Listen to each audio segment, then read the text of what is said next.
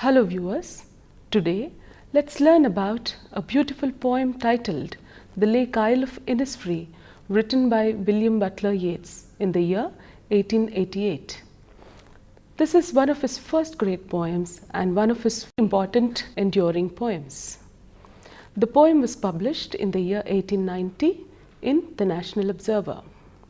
The poem, taken from his second collection, The Rose, stands as an example of his early lyric style. Innisfree, the name which means the Heather Island in Gaelic, is an island off the coast of Ireland of intense natural beauty.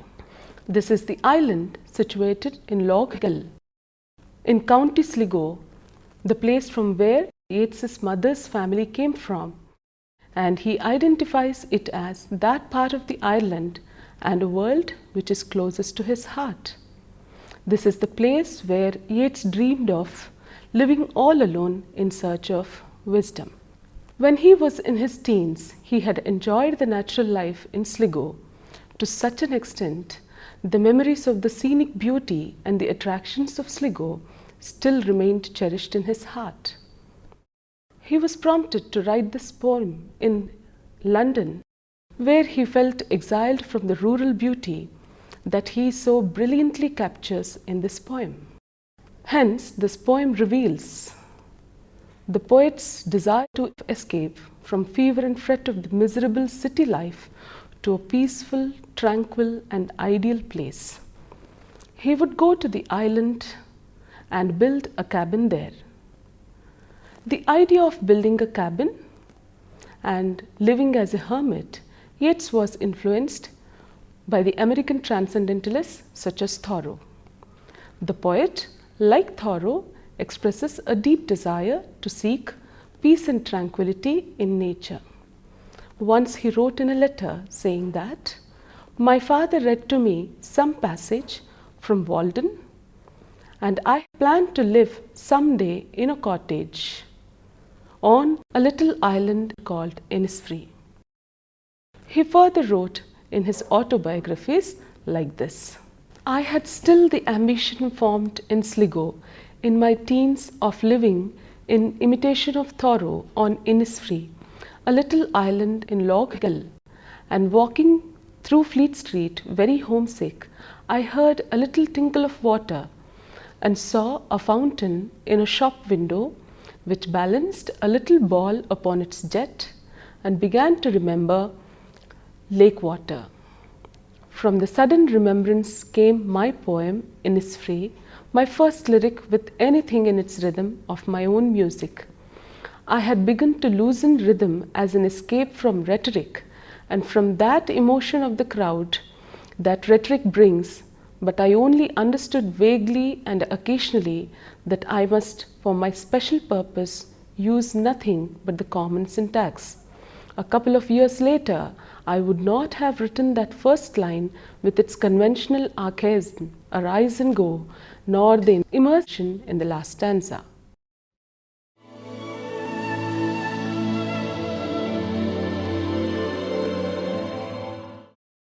When we look at the background of the poem, we remember that Yeats wrote this poem while he was living in London. So we can discuss the background in the following way. Probably Yeats was lying buried under and entangled in the clutches of a mad city life. And at one point it became so unbearable and suffocating to him. And if it continues to go on so, he would leave to Innisfree, never to return. Standing on the streets of London, he dreamed of the beautiful and quiet lake isle of Innisfree while residing in an urban setting. He also dreamed about the secluded and self-sufficient life that it would be possible for him to live there. In fact, when Yeats was a child, his father had read to him from Walden by Henry David Thoreau, and Yeats described his inspiration for the poem, saying that while he was a teenager, he wished to imitate Thoreau by living on Innisfree, an uninhabited island situated in Lough Gill. Yeats would visit the land at Lough Gill at night, often accompanied by his cousin Henry Middleton. and at one occasion both of them went on to the lake in a yacht to observe the birds and to listen to the stories by the crew.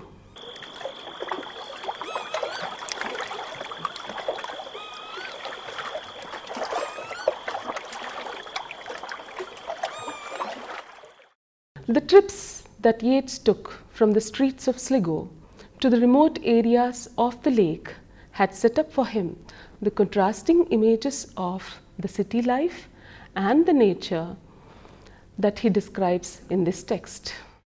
He suggests that in London he was often homesick for Ireland, and he would walk down the Fleet Street longing for the seclusion of pastoral Isle and nothing but the Innisfree. When he hears the sound of the water coming from the fountain of a shop window, he was reminded of immediately the Lake Isle of Innisfree, which he had previously seen. And this is the inspiration that Yeats credits for the creation of the poem.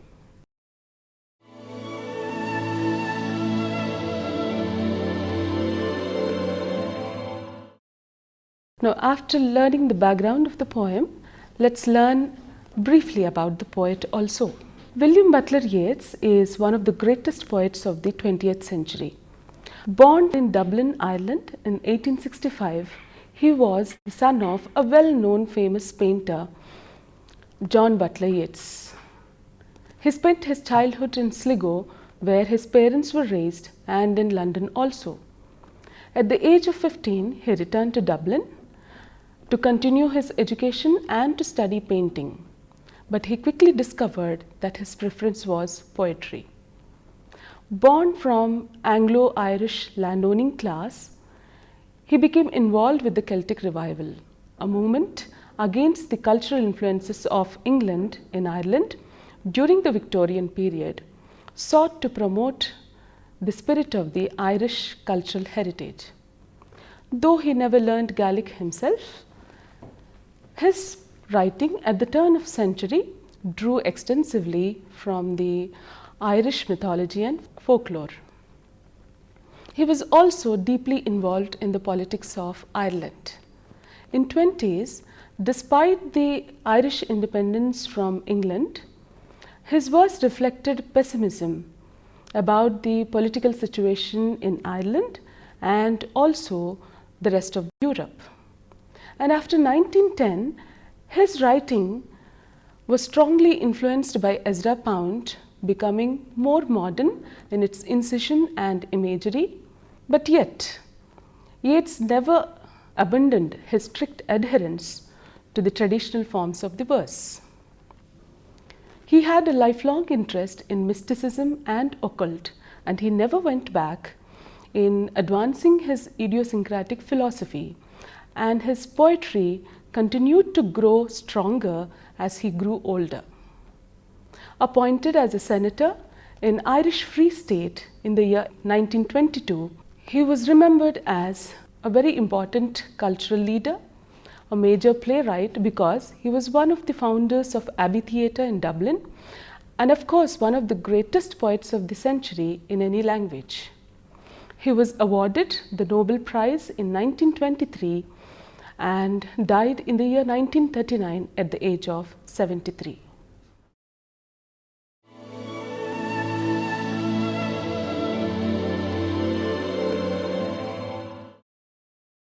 Now let's learn the meaning of the poem line by line.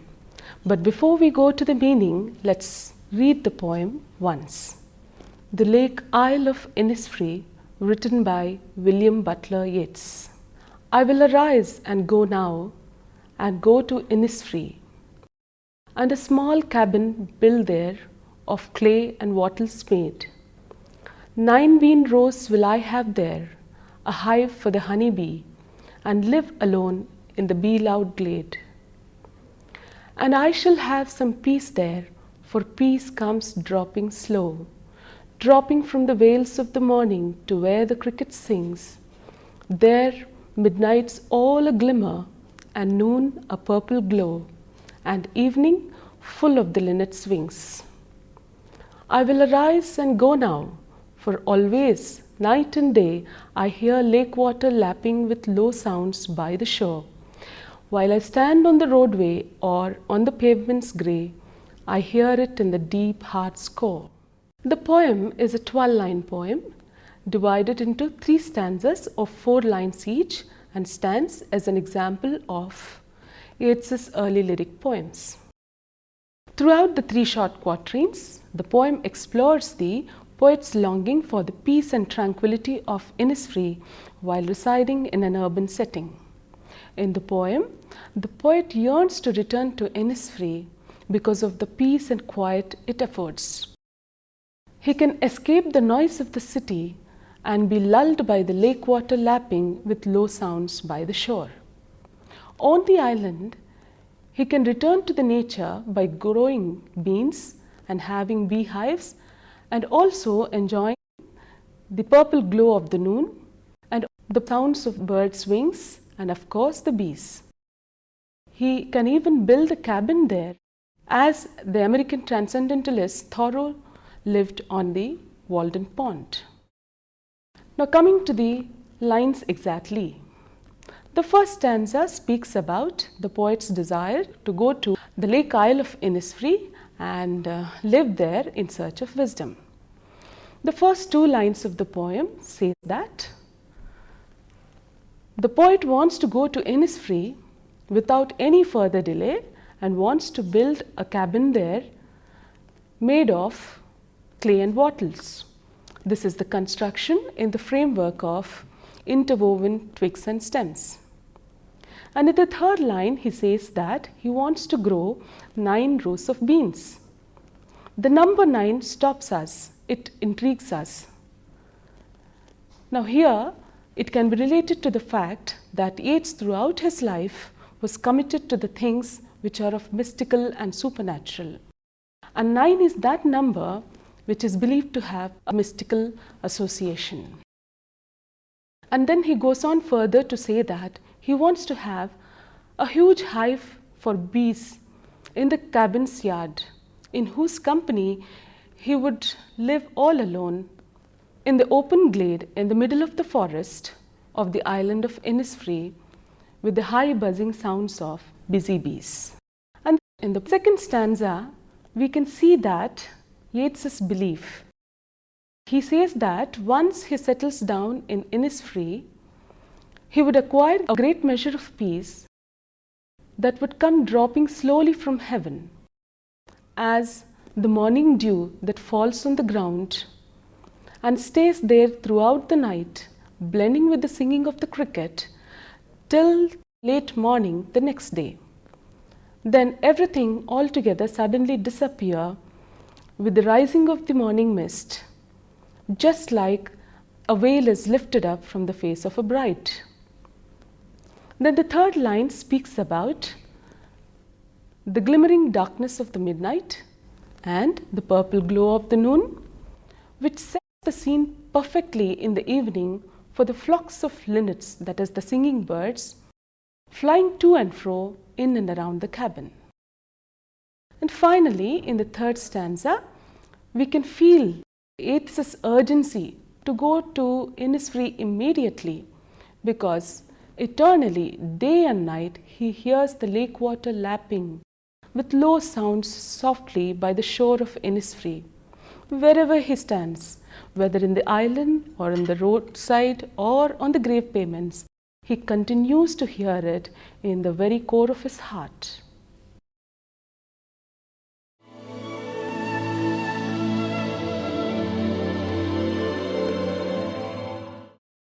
And now, let's discuss the beautiful aspect of any poem, that is the structure and style of the poem.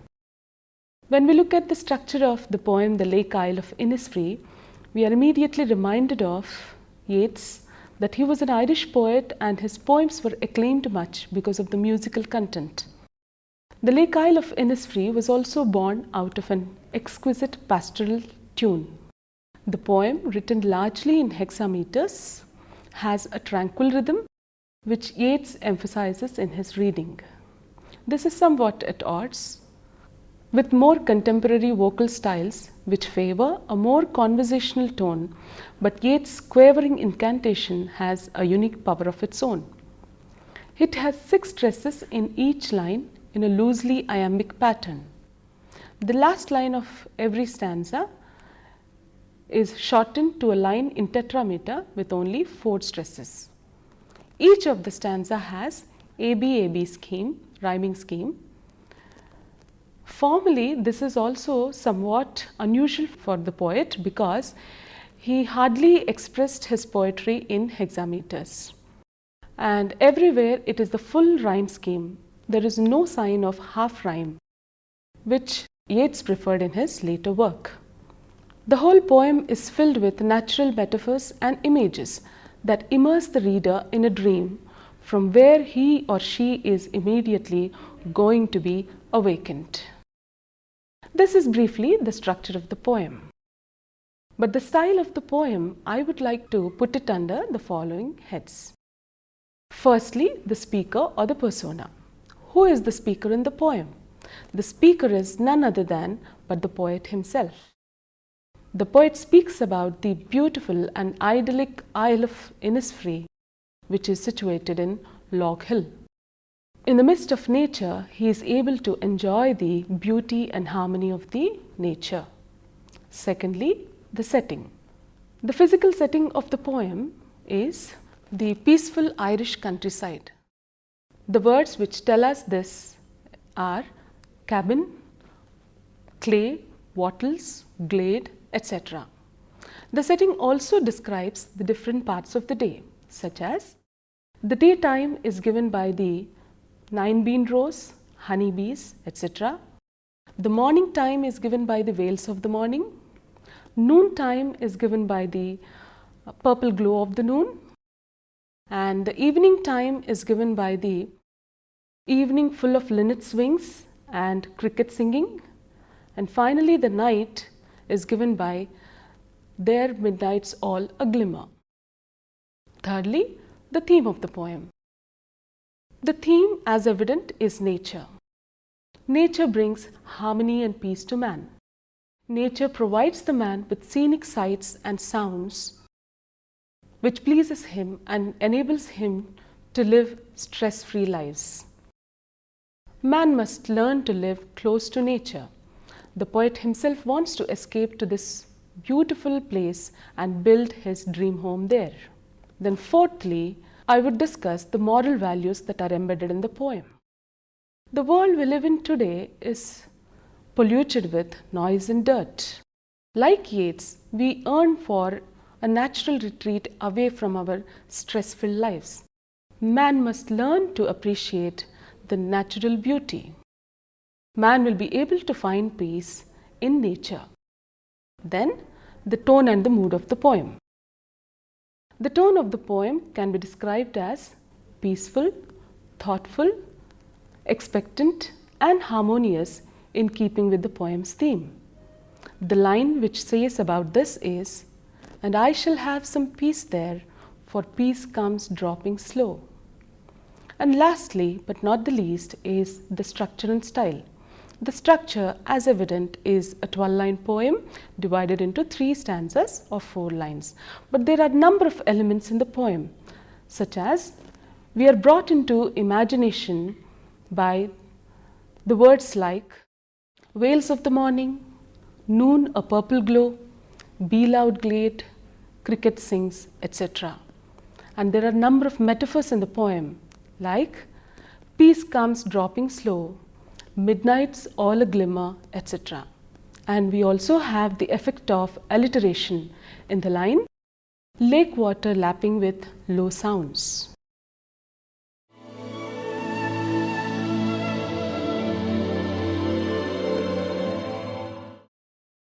And now finally we have come to close of this poem's discussion, but let us try to critically appreciate the poem. The Lake Isle of Innisfree by W.B. Yeats essentially talks about the nature and the ideal of life that Yeats wanted at a certain point of his life. Yeats shows a desire of going all alone and to be free, from the very first line, which says that I will arise and go now.